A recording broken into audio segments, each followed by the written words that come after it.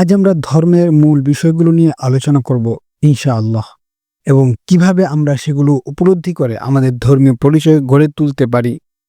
ধর্মের মূল ভিত্তিগুলো বোঝা এবং চর্চা করা অত্যন্ত গুরুত্বপূর্ণ, কারণ এগুলো আমাদের জীবনের সঠিক পথে পরিচালিত করে। ধর্মের দুটি প্রধান ভিত্তি রয়েছে। কোরআন, আল্লাহ সুবহানাহু ওয়া তাআলা কিতাব, যা আমাদের ধর্মের মূল গ্রন্থ এবং নির্দেশিকা।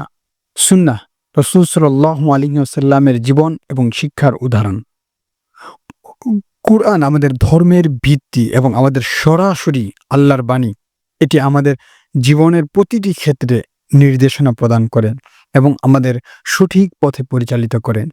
কোরআন পড়া, বোঝা এবং চর্চা করা আমাদের ধর্মীয় পরিচয় গড়ে তোলার প্রথম ধাপ। সুন্নাহ, রাসূল সাল্লাল্লাহু আলাইহি ওয়াসাল্লামের জীবন এবং তার শিক্ষার উদাহরণ। এটি কোরআনের ব্যাখ্যা এবং বাস্তবায়ন।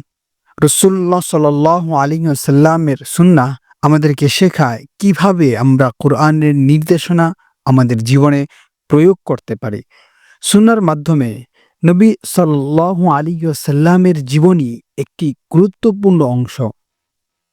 ভবিষ্যৎবাণীমূলক অভিজ্ঞতা এবং রাসূলের জীবনী আমাদের জন্য একটি আদর্শ উদাহরণ। আমরা যখন নবীর জীবনের ঘটনা এবং তার আচরণ সম্পর্কে জানি, তখন আমরা আমাদের জীবনের বিভিন্ন সমস্যার সমাধান পেতে পারি।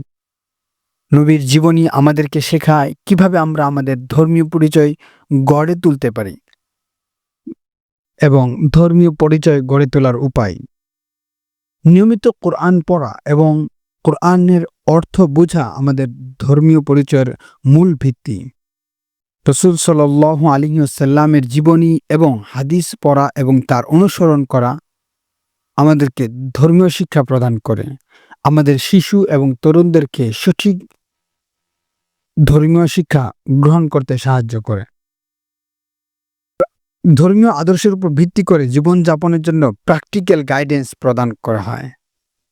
আল্লাহ সুবহানাহু ওয়া তাআলা আমাদেরকে কোরআন এবং সুন্নাহর সঠিক শিক্ষা গ্রহণের তৌফিক দিন এবং আমাদেরকে রাসূল সাল্লাল্লাহু আলাইহি ওয়াসাল্লামের জীবনী অনুসরণ করার তৌফিক দান করুন।